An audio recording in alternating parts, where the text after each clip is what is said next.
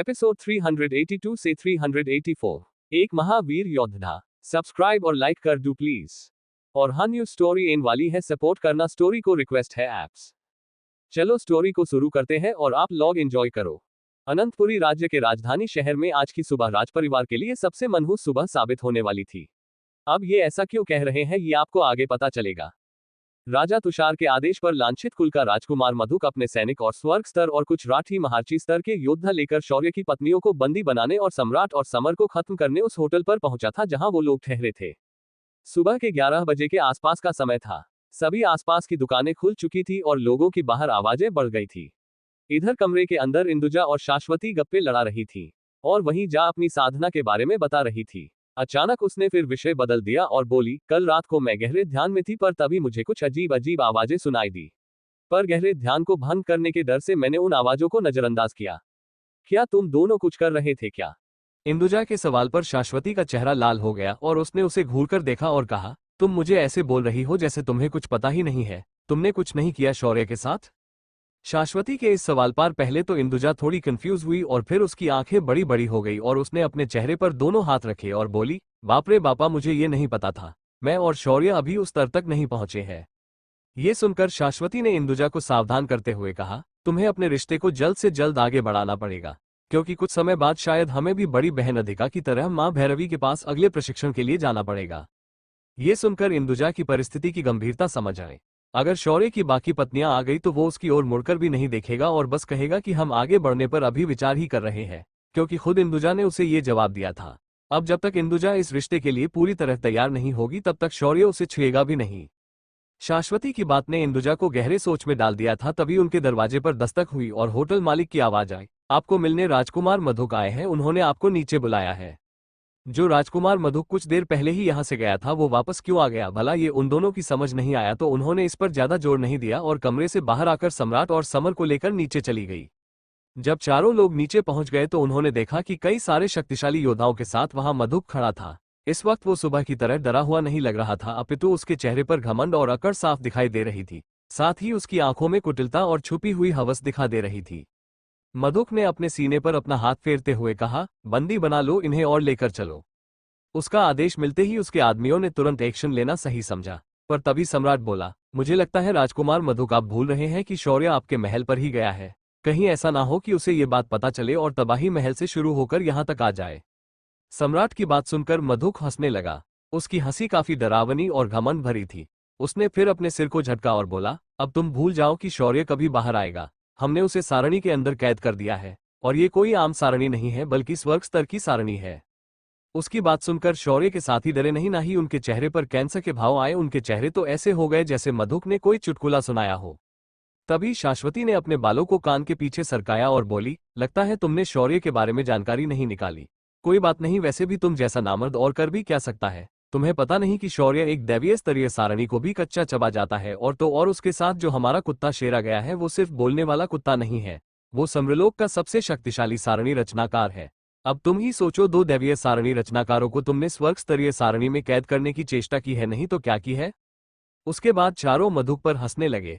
तभी सम्राट ने सभी रथी और महारथी योद्धाओं को देखा और समर से बोला, सेनापति समर, हम आपको 8 पलों की मुबा देते हैं। मुझे सारे रथी और महारथी जमीन पर गिरे होने चाहिए।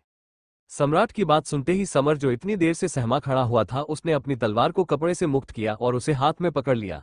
अगले ही पल उसकी आभा तलवार की तरह पैनी और तेज तरार हो गई। इस आभास को देखकर सारे योद्धा सावधान हो गए, पर समर कोई आम तलवारबाज नहीं था और ना ही उसकी तलवार कोई आम तलवार नहीं थी। अगले ही पल समर अपनी जगह से गायब हो गया और उन सभी रथी और महारथी योद्धाओं को पार करके उनके सीधे जाकर खड़ा हो गया। ये घटना इतनी तेजी से हुई कि किसी को कुछ समझ नहीं आया। यहाँ तक कि स्वर्ग स्तरीय योद्धा भी इसे समझने की कोशिश कर रहे थे कि कैसे समर उनके सामने से उनके पीछे उन्हें पार करके निकल गया। इधर समर ने अपनी तलवार को झटका और खून की छींटें जमीन पर गिर गई और धीरे धीरे सभी 7 और महारथी योद्धा जमीन पर गिरकर करहाने लगे थे, पर उनके शरीर पर कोट धाव नहीं थे। उन सभी को जीवित देखकर सम्राट ने कहा, सेनापति समर, आपको ये समझना चाहिए कि शत्रु पर दया यानी खुद की मृत्यु को आमंत्रण होता है। जंग के मैदान में आपको मारने का मौका दिया जाता है, घायल करने का नहीं। अगर आप अपने शत्रु को घायल करके छोड़ देते हो तो वो अगला मौका मिलते ही आपको खत्म करने से पीछे नहीं हटेंगे। ये सुनकर समर को अपनी गलती का एहसास हुआ। उसने अपनी तलवार को पलटा और वापस उन लोगों के बीच से तेजी से गुजरकर सम्राट के सामने आकर खड़ा हुआ और उसने बिना पीछे देखे चुटकी बजाई। अगले ही पल नीचे गिरे आदमियों के सिर उनके शरीर से अलग होकर जमीन पर लुढ़क गए। ये देखकर सम्राट के चेहरे पर एक मुस्कान आई। वहीं शाश्वती भी खुश हुई और फिर सम्राट से बोली, मुझे लगता है आप इन स्वर्ग स्तरीय बंदरों को संभाल लेंगे। इस पर सम्राट ने सिर्फ हाँ में सिर हिलाया और उसके शरीर कायम आसपास बिजलियां घूमने लगी और उसकी अपनी स्वर्ग स्तर की साधना सभी को महसूस हुई। उसके साथ ही सम्राट के हाथ में बिजलियों से बना चाबुक आ गया और फिर उसने अपने सामने खड़े लोगों को देखकर कहा, मैं जिस जगह से आया हूं वहां ऐसा ही एक लचीला हथियार है, उसे उर्मी कहते हैं।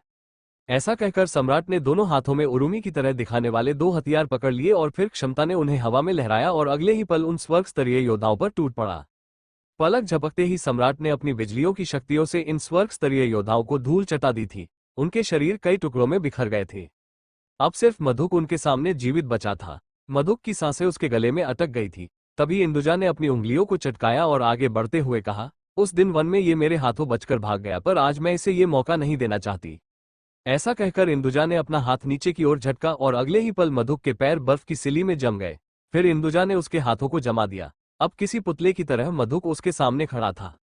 इंदुजा ने अपनी हथेली खोली और बर्फ से बनी तलवार उसके हाथ में प्रकट हो गई। इंदुजा ने उस तलवार को सीधा माध्यम के घुट में घुसेड़ दिया। साथ ही मधुक के मुंह से दर्द भरी चिंख निकली। मधुक एक राजकुमार था तो जाहिर है उसने आज तक बाकी लोगों को टॉर्चर किया था, पर आज उसे कोई और टॉर्चर कर रहा था। ये मधुक जैसा छमिया टाइप आदमी कैसे सहन कर सकता है।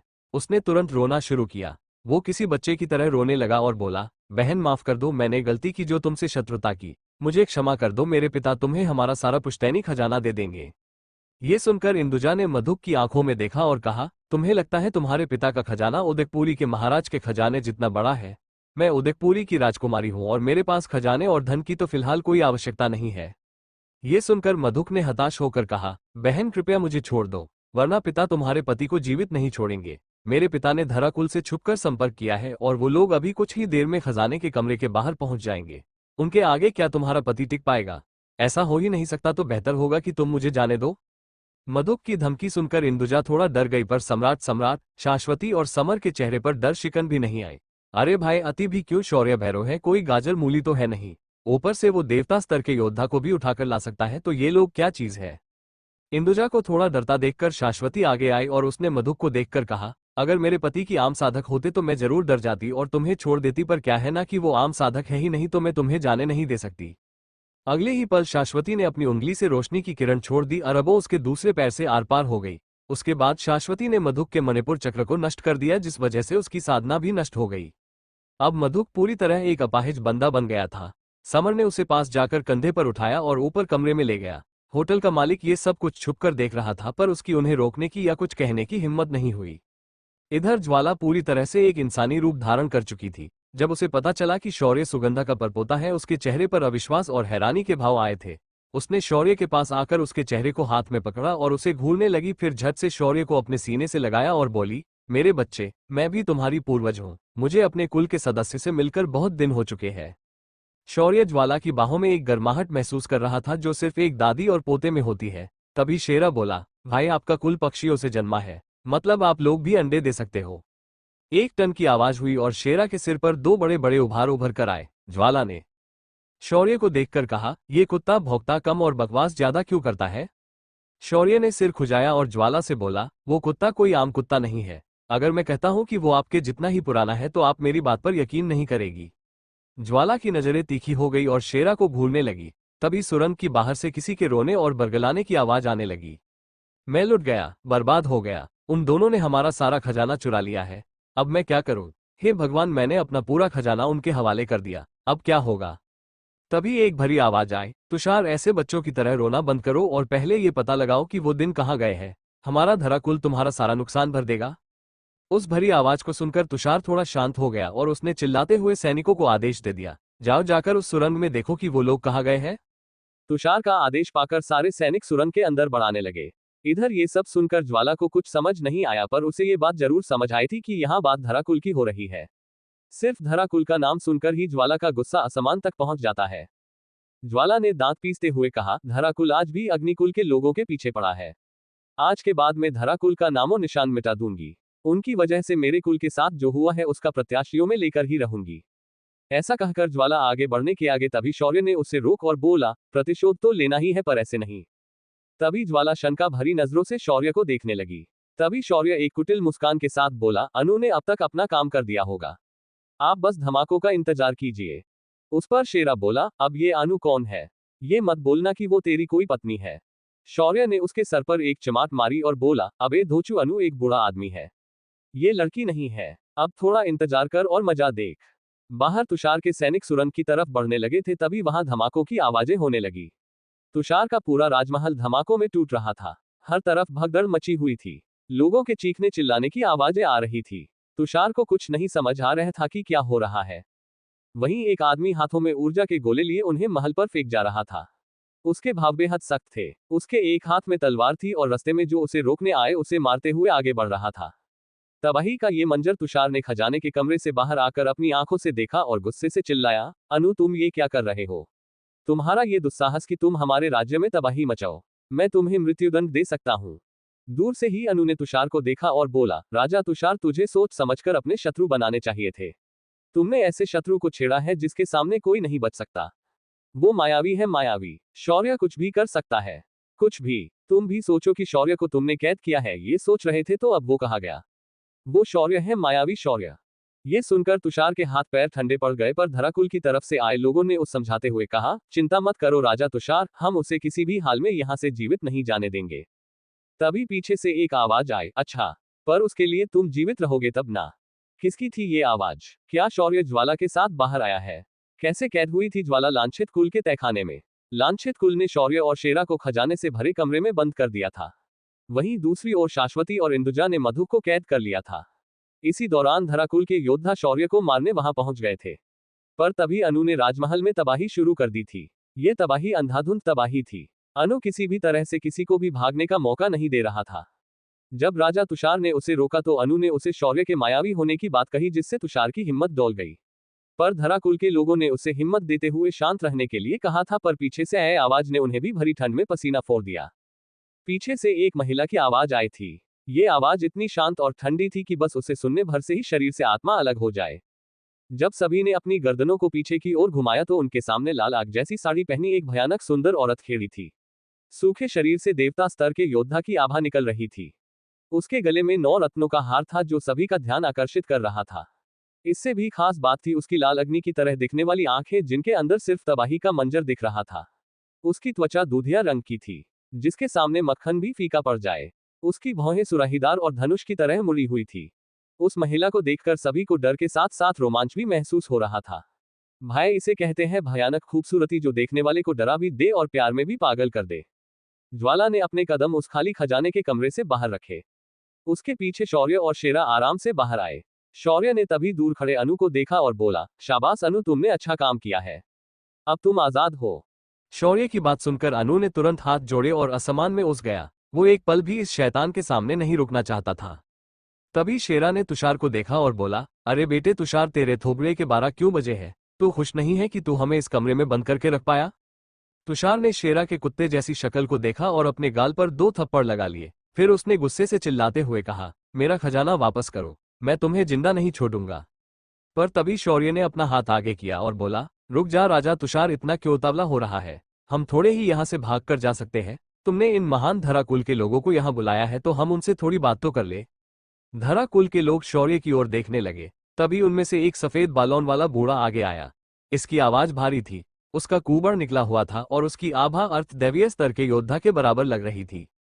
उसने आगे आकर ज्वाला के सामने हाथ जोड़े और उपहास करते हुए कहा, मुझे यकीन नहीं होता कि दिव्य ज्वाला को कोई यहाँ ढूंढ लेगा और उन्हें मुक्त कर पाएगा। लगता है हमने आपको काफी कमजोर समझा था।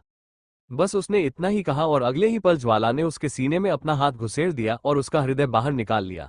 ज्वाला ने उस खून से सने हृदय को हाथ में पकड़ा और फिर उस आदमी को देखकर बोली, अपने स्वामी से विश्वासघात करने के बाद स्वामी के ही ऊपर ऐसे तंज मारना सही नहीं होता रिजू। अगले जन्म में ऐसी भूल कभी मत करना।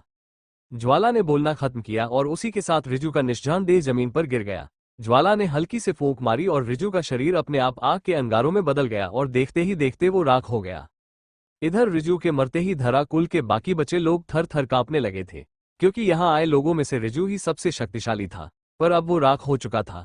धराकुल के लोगों में से एक आदमी ने हिम्मत की और आगे आते हुए बोला, रुक जाइए, हम जानते हैं कि हम आपसे मुकाबला नहीं कर सकते, पर एक बात याद रखिएगा कि हमारे पास अग्निकुल के कई सदस्य अभी भी कैद है। अगर आपने हमारे साथ आने से मना कर दिया तो कुल प्रमुख उन्हें खत्म कर देंगे।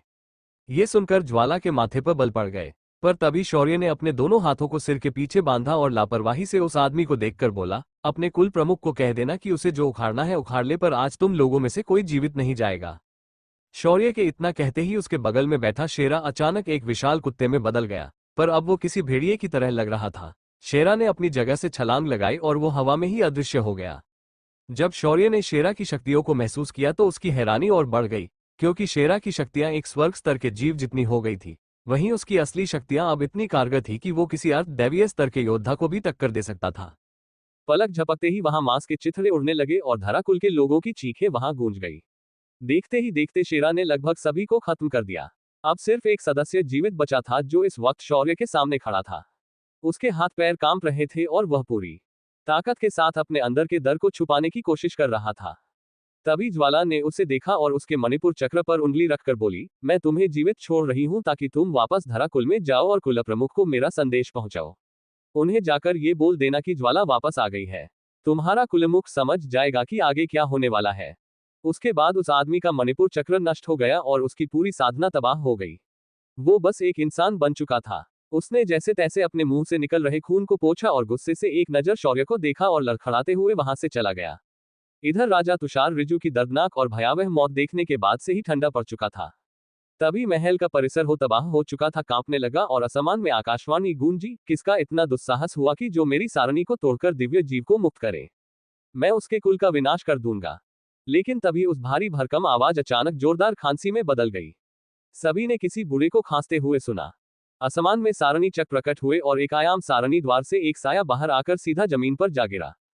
कुछ देर बाद खांसते खांसते धूल को झड़ते हुए एक मध्यम आयु का लड़का खड़ा हुआ। मध्यम आयु का लड़का इसलिए कहा जा सकता है क्योंकि उसके चेहरे पर कोई मूंछ नहीं थी। ऊपर से उसके बाल सफेद होने के मार्ग पर थे। उसकी आंखों पर मोटे मोटे दो चश्मे लगे हुए थे, पर उसकी ओंठों के किनारे से खून बाहर निकल रहा था। ऊपर से उसने बड़े और ढीले कपड़े पहने थे, बिल्कुल हैरी पॉटर की तरह। वह आदमी जैसे तैसे खड़ा हो गया और सामने देखने लगा। उसे उसने कैद किया हुआ दिव्य जानवर वहां दिखाई नहीं दे रहा था, पर राजा तुषार वहां मौजूद था। उसने तुषार को देखा और जमीन पर पड़े पत्थर को उसकी ओर लात मारकर उछाल दिया और बोला, बददिमाग, बेवकूफ, कुलघाती, तेरी ये तेरी वो, और कई ऐसी शुद्ध शुद्ध गालियां जिन्हें सुनने के बाद शेरा और शौर्य जोर जोर से पेट पकड़कर हंसने लगे। उछाला हुआ पत्थर हवा में घूमते हुए आया और छपाक की आवाज के साथ तुषार के सिर को लग गया। उससे उसे कोई घाव तो नहीं हुआ, पर तुषार को बहुत बुरा लगा। उसने अपना सिर झुकाकर कहा, पर दादाजी, मुझे नहीं पता था कि ऐसा कुछ होगा। अब हमारा सब कुछ खत्म हो गया। हम लूट गए, बर्बाद हो गए। ये सब इस लड़क ने किया है।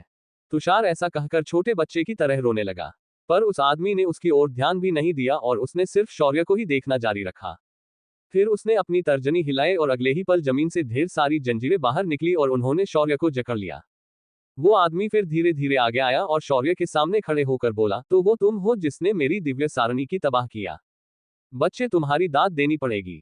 आज तक मैं समझता था कि मेरे जितना महान सारणी रचनाकार इस समरलोक में कोई नहीं है, पर देखो, महज एक 18 से 20 साल का लड़का आज मेरी सारणी को तोड़ चुका है।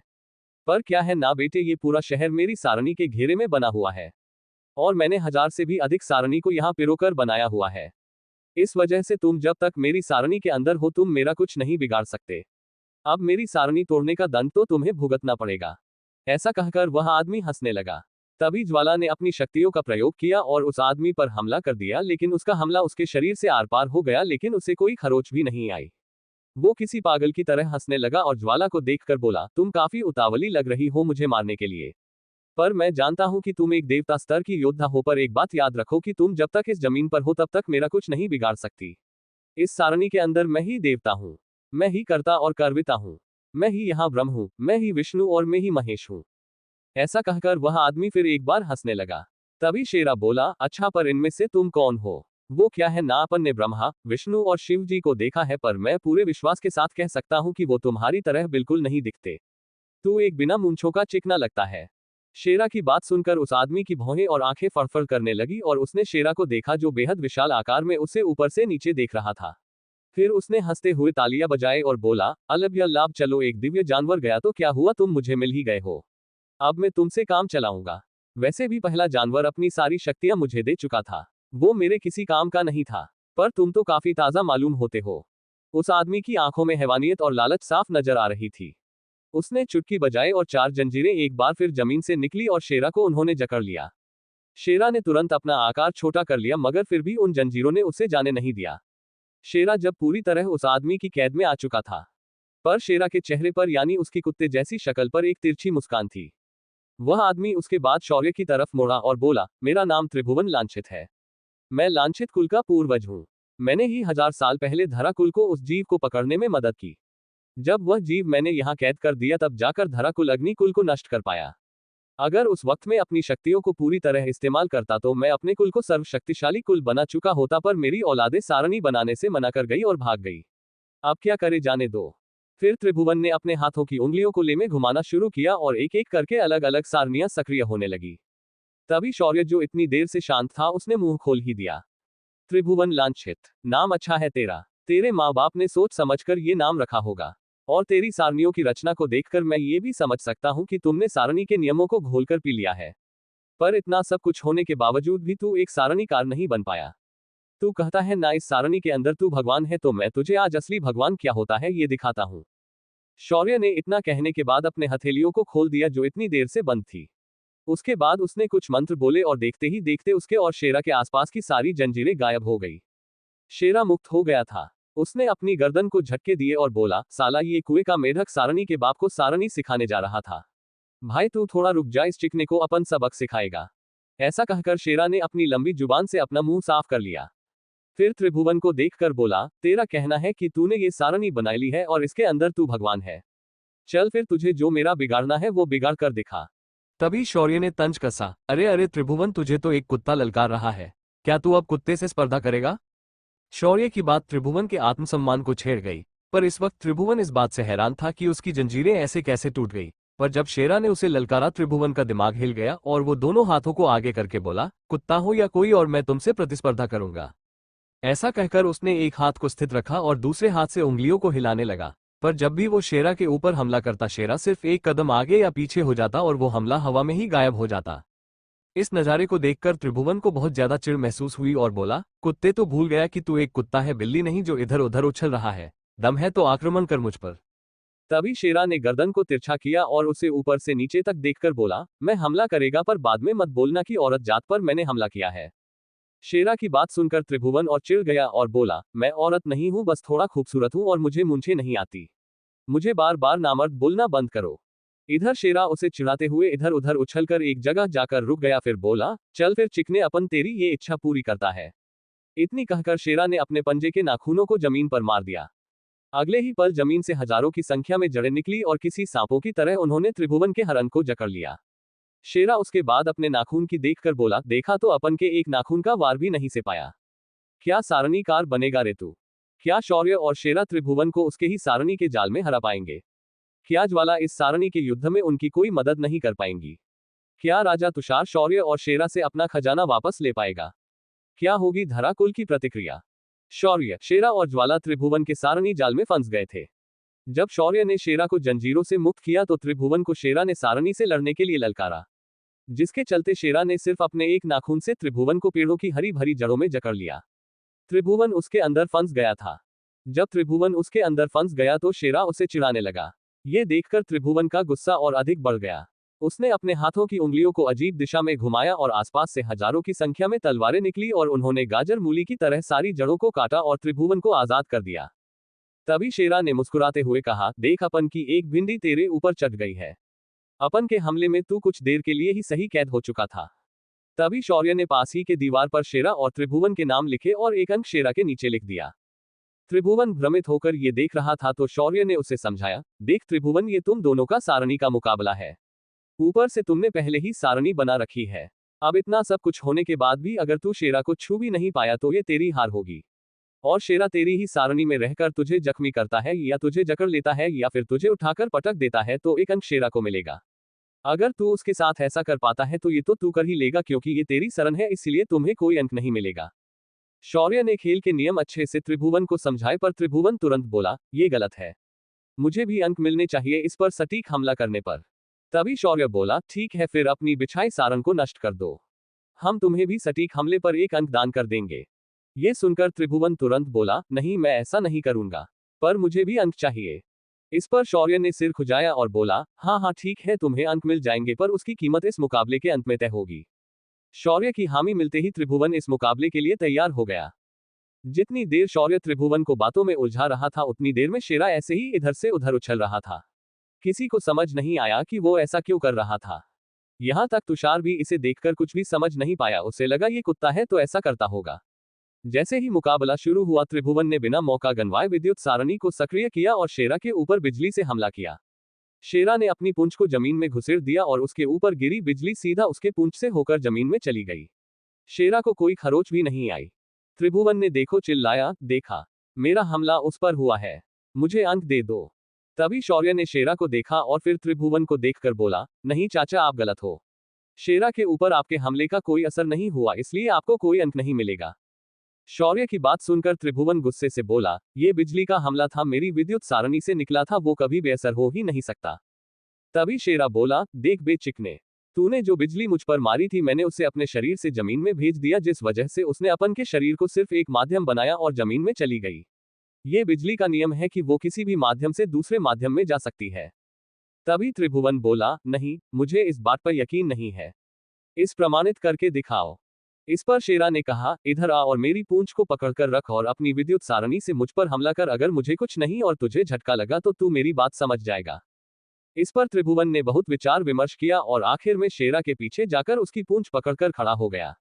उसने उसके बाद विद्युत सारणी को सक्रिय किया और अगले ही पल बिजली की धारा सीधा शेरा के शरीर में प्रवेश कर गई और उसके बाद पूंछ से होकर त्रिभुवन के शरीर में चली गई।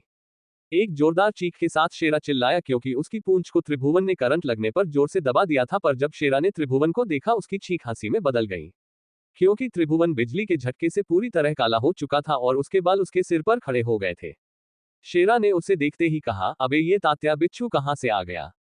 वहीं शौर्य अपना पेट पकड़कर हंसे जा रहा था और ज्वाला बस इस नजारे को देखकर मुस्कुरा रही थी। त्रिभुवन ने अपना मुंह खोला और उसके मुंह से धुआं निकला। तब शेरा बोला, मुझे लगता है कि तुम्हें ये समझ आ गया होगा कि बिजली एक माध्यम से दूसरे माध्यम में प्रवाहित हो सकती है। त्रिभुवन ने सिर्फ हाँ में अपना सिर हिलाया और अपनी जगह पर वापस चला गया। तभी शौर्य ने एक और अंक शेरा के नाम के आगे लिख दिया। इस पर त्रिभुवन फिर एक बार बोला, अब इसे तुमने अंक क्यों दे दिया। इस पर शौर्य ने शांति से कहा, आपने शेरा की पूंछ पकड़ी और घायल हो गए, यानी आप उसकी पूंछ के हमले से घायल हुए, तो इसके चलते 1 अंक शेरा को दिया जाता है। ये देखकर त्रिभुवन फिर एक बार चिढ़ गया और उसने अपने परपोते तुषार को देखा, जो अपनी आंखें फाड़कर वहां चल रहे खेल को देख रहा था। तुषार, मेरे हिस्से के अंक अब तुम लिखो, मुझे इस शौर्य पर भरोसा नहीं है। इस पर तुषार शौर्य के सामने जाकर दीवार के पास खड़ा हो गया। मुकाबला एक और बार शुरू हुआ। इस बार भी त्रिभुवन ने ही पहला हमला किया और शेरा पर पानी के गोले फेंक दिए। शेरा ने एक गहरी सांस ली और अगले ही पल उसके मुंह से आग का गुबार निकला और उसने उस पानी के गोलों को हवा में ही भाप में बदल दिया। त्रिभुवन ने फिर अपनी उंगलियों को फिर एक बार हिलाया और जमीन से कई सारे नुकीले उभार निकल गए और शेरा जहां कदम रखता वहां उसे मारने के लिए शूल प्रकट होने लगे। देखते ही देखते पूरे मैदान में हजारों शूल प्रकट हुए, पर एक भी शूल शेरा की रफ्तार के सामने टिक नहीं पाया। आखिर त्रिभुवन ने जमीन से निकलने वाला हमला रोक दिया और फिर एक बार हवा में उंगली घूमे और धार धार हवा में तलवार तरंगे पैदा होने लगी, जिनकी तेजी इतनी थी कि उनके बस छूने से पहाड़ भी टुकड़ों में बिखर जाती। ऐसे हमले शेरा के ऊपर हर तरफ से होने लगे और इन हमलों के बीच शेरा उछाल कूद करते हुए, कलाबाजियां खाते हुए, खुद को बचाते हुए इमारतों के बीच से भाग लगा। पर त्रिभुवन ने अपना हमला नहीं रोका और रास्ते में आ रही हर चीज को काटते हुए निकल गया। देखते ही देखते आसपास की सारी इमारतें टुकड़ों में बिखर गई, पर शेरा को हराने के चक्कर में त्रिभुवन ने आसपास के नुकसान पर ध्यान नहीं दिया। इधर तुषार, जिसने बची हुई इमारतों की तबाह देखी और उसके दिल में दर्द उठने लगा। तभी शेरा एक जगह रुक गया और उसने अपना एक पंजा आगे किया और उस हवा की तरंग को पकड़ लिया। वो तरंग उसके हाथ में पहुंचते ही हवा में बिखर गई। ये देखकर त्रिभुवन हैरान हो गए। उसने फिर एक बार अपनी उंगलियों को चलाया, पर इस बार उसकी उंगलियों से कोई हलचल नहीं हुई। उसने फिर बाकी के हमलों को ट्राई किया, पर कोई भी सारणी काम नहीं कर रही थी। ये देखकर त्रिभुवन की आंखें बड़ी बड़ी हो गई और उसने अपने सर पर हाथ रखा और बोला, ये असंभव है। मेरी सारणियां कैसे नष्ट हो सकती है? तुमने मेरी सारणियों के साथ क्या किया है, जल्दी बता कुत्ते। उस पर शेरा ने हंसते हुए कहा, तुम्हारी सारणी बर्बाद हो गई है। मैंने इस सारे समय में तेरे गाड़े हुए अध्यात्म पत्थरों और उनके केंद्रों को नष्ट कर रहा था, और देखो इसका पैरों तुम्हारे सामने है। शेरा ने बड़े ही गर्व के साथ उसके सवाल का जवाब दिया। इस जवाब को सुनकर त्रिभुवन अपना आपा खो बैठा और फिर शेरा को चुनौती देते हुए बोला, ठीक है, फिर अब तुम मुझ पर हमला करो। अगर तुम इसमें सफल हुए तो ये मेरी हार है और मैं क्यों अपना गुरु बना लूंगा। उस पर शेरा ने अपना सिर में हिलाया और बोला, तू क्या मेरा शिष्य बनेगा? तेरी वो औकात नहीं है। तू बस एक मामूली सा सारणी के साथ खेलने वाला है। इसका जीता जागता उदाहरण तू खुद है। तुझे सारणी समझ आती है पर इंसान की भावना नहीं। तुझे सिर्फ अब तक ये लग रहा था कि तू मुझ पर हमले कर रहा था, पर असल में मैं तुमसे तुम्हारे ही हमलों का इस्तेमाल मैंने तुम्हारी ही सारणी को तबाह करने के लिए किया था। ऐसा कहकर शेरा त्रिभुवन पर हंसने लगा। त्रिभुवन को ठगा सा महसूस हुआ। उसने शौर्य की ओर देखकर कहा, ये गलत है। इस पर शौर्य के कुछ कहने से पहले ही ज्वाला ने कहा, तुम बड़े अजीब आदमी हो। तुम एक कुत्ते से सारणी युद्ध में हार गए और उस कुत्ते ने तुम्हें ना सिर्फ बार हराया बल्कि तुम्हारी पूर्वाचित सारी सारणियों को तोड़कर रख दिया, और तुम कह रहे हो कि ये गलत है। कौन सा पेंच ढीला है तुम्हारा? इस अपमान का घूंट त्रिभुवन पी नहीं पाया और उसने गुस्से से जमीन पर पैर पटका और हथेली आगे करते हुए मंत्र पढ़ने लगा। देखते ही देखते उसका शरीर पारदर्शक बन गया और वो फिर एक बार तात्विक हमले करने लगा। पर शेरा ने भी खुद को संभाला और उसके हर हमले से खुद को बचाया। जब शेरा ने उस पर पुनः हमला किया, त्रिभुवन अपनी जगह पर खड़ा रहा और शेरा का हमला उसके शरीर से आर पार होकर चला गया। शेरा को ये कुछ अजीब लगा, पर शौर्य की आंखें छोटी हो गई और उसने शेरा से कहा, शेरा ये आयाम के ऊर्जा का उपयोग कर रहा है और इसने अपने शरीर को दूसरे आयाम में भेजकर उसका प्रतिबिंब यहाँ प्रकट किया है। ये एक तरह से सिर्फ एक प्रोजेक्टाइल है। ये सुनकर शेरा के दांत खट्टे हो गए। उसने अपना दिमाग तेजी से चलाना शुरू किया और इस सारणी को तोड़ने की कोशिश करने लगा, पर त्रिभुवन इस मौके को हाथ से जाने नहीं दे सकता था। उसने शेरा के ऊपर हमले जारी रखे, जिस वजह से शेरा को बार बार अपनी जगह को बदलना पड़ रहा था। इन दोनों के बीच ये खेल अगले 1 घंटे तक चलता रहा। तभी शेरा ने महसूस किया कि त्रिभुवन की छाया में कुछ परिवर्तन हो रहा है। उसकी छाया बार बार असंतुलित हो रही है। शेरा को तुरंत आईने की याद आई और उसने आसपास देखना शुरू किया। उसे कुछ नहीं मिल रहा था और बार बार त्रिभुवन पाने हमले किए जा रहा था। वहीं खड़ा शौर्य, जिसने इसका केंद्र ढूंढ लिया था, चुपचाप शेरा को कोशिश करते हुए देख रहा था। वो इस खेल को इतनी जल्दी बिगाड़ना नहीं चाहता था। तभी शेरा की आंखों में कुछ चमका और वो समझ गया। इसी के साथ शेरा की चाल बदल गई और वो अधिक से अधिक महल के आसपास और टूटे हुए मलबे के ऊपर कूदने लगा। ये देखकर त्रिभुवन को बेचैनी हुई और उसने हमले बंद करके शेरा को देखकर कहा, तुम बस एक तुच्छ श्वान हो, बाकी कुछ नहीं। तुम हम इंसानों की बुद्धिमत्ता के सामने कुछ भी नहीं हो। और ये पूरा शहर मेरी सारणी का मैदान है और इस मैदान में मैं ही भगवान हूँ। जब तक मैं ना चाहूं तुम मुझे छू भी नहीं सकते। मैं अमर हूँ।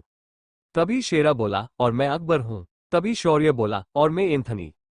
उसके बाद शौर्य और शेरा जोर जोर से हंसने लगे। उन्हें इस तरह हंसते देख त्रिभुवन को कुछ गड़बड़ महसूस हुई, पर तभी शेरा अपना आकार बड़ा किया और पास ही खड़े महल के शीश को अपनी पूंछ घुमाकर तोड़ दिया। शीश के ऊपर लगा चमकीला रत्न टुकड़ों में बिखर गया और त्रिभुवन का शरीर वापस स्थायी रूप में आ गया। शेरा ने इसी पल का इंतजार किया था। उसका शरीर प्रकट होते ही दोनों पंजों को जमीन पर मारा और जमीन से 2 विशाल पर्वत प्रकट हुए और दोनों त्रिभुवन के दोनों तरफ से आगे बढ़े। पर्वतों ने त्रिभुवन को बीच में दबोचने की कोशिश की, पर त्रिभुवन काफी शक्तिशाली था। उसने अपने हाथों को ढाल बनाकर उन पर्वतों को जुड़ने से रोके रखा। तभी शौर्य बोला, तो इस तरह से लगता है इस खेल का अंत हो चुका है। त्रिभुवन, तुम मेरे कुत्ते से सारणी के इस खेल में हार गए। ये सुनकर त्रिभुवन ने दांत पिसे और बोला, तुमने मेरे साथ चल किया है बच्चे। मैं त्रिभुवन सारणी बनाने में कभी हार नहीं सकता। मैंने इस सारणी से अमृतत्व प्राप्त किया है। स्वयं यमराज भी मुझे इसके अंदर से आकर नहीं ले जा सकते। इस पर शौर्य ने तालियां बजाई और बोला, मानना पड़ेगा इस बात के लिए, पर क्या करे, तुम खुद भी जानते हो कि मेरे कुत्ते ने तुम्हारे रची हुई विशालकाय सारणी श्रृंखला में घुसकर तुम्हें हराया है। तुम अब खुद इस अवस्था में नहीं हो कि अब कुछ कर पाओ। इस पर त्रिभुवन एक खतरनाक हंसी हंसते हुए बोला, मूर्ख बालक, तुम्हें क्या लगता है मैंने उस जीव को यहाँ क्यों कैद किया था? मैंने उस जीव की दिव्य ऊर्जा को इन सारणियों में डालकर रखा था। इसीलिए जब तक मैं जीवित हूँ ये सारणियां पुनः स्थापित हो सकती है। उसके बाद तुम मेरा कुछ नहीं बिगाड़ सकते। तभी एक आवाज आई, तो मेरी शक्तियां छीनने वाले तुम थे, तो तुमने मुझे उस कैद में बंद रखा था। अच्छा हुआ कि तुमने मुझे ये बताया, क्योंकि जब मैं तुम्हें इस बार मारूंगी तो 1000 सालों का जो दर्द तुमने मुझे दिया है वो वसूल हो जाए। ऐसा कहकर ज्वाला चलकर त्रिभुवन के सामने आई। उसने अपनी उंगली को त्रिभुवन के माथे के बीच रखा और अग्नि ऊर्जा का कण उसके चेतना में भेज दिया। कुछ ही देर में त्रिभुवन अंदर से जलने लगा। उसकी दर्द भरी चीखें हर तरफ गूंज गई। शेरा ने उन पर्वतों को वापस ले लिया। त्रिभुवन जमीन पर गिरकर तड़पने लगा। उसकी छटपटाहट बहुत ही दर्दनाक थी, लेकिन उसे मृत्यु नहीं मिल रही थी। ये एक निषिद्ध तकनीक थी जिसका प्रयोग ज्वाला ने त्रिभुवन पर किया था। इस तकनीक में आप शत्रु के चेतना सागर में जाकर उसकी आत्मा को प्रताड़ित करके उसे नष्ट कर देते हो, पर वास्तविक शरीर को खरोंच भी नहीं आती। कुछ देर बाद त्रिभुवन की चीखें समाप्त हो गई और त्रिभुवन के शरीर की आत्मा नष्ट हो गई। ज्वाला ने उसके बाद राजा तुषार को देखा और बोली, तुम्हारे पूर्वज तो पापी थे, मगर तुम भी उनकी तरह उन्हीं की राह पर चलकर पापी बन गए हो, तो तुम्हें भी मृत्यु की सजा मिलनी चाहिए। ऐसा कहकर ज्वाला ने एक झटके में तुषार को समाप्त कर दिया। अब क्या होगा आगे? क्या होगी धराकुल की ज्वाला के वापसी पर प्रतिक्रिया? क्या होगा मधुक्का जिसे लड़कियों ने बंदी बनाया है? इन सभी सवालों के जवाब जानने के लिए बने रहिए मेरे साथ सिर्फ मेरे चैनल एडिशन पर। और हाँ, सब्सक्राइब करो फटाफट, 6 का करवा दो ना भाई लोग, मजा ही आ जाएगा। और हाँ, लाइक भी कर देना भूल गया था।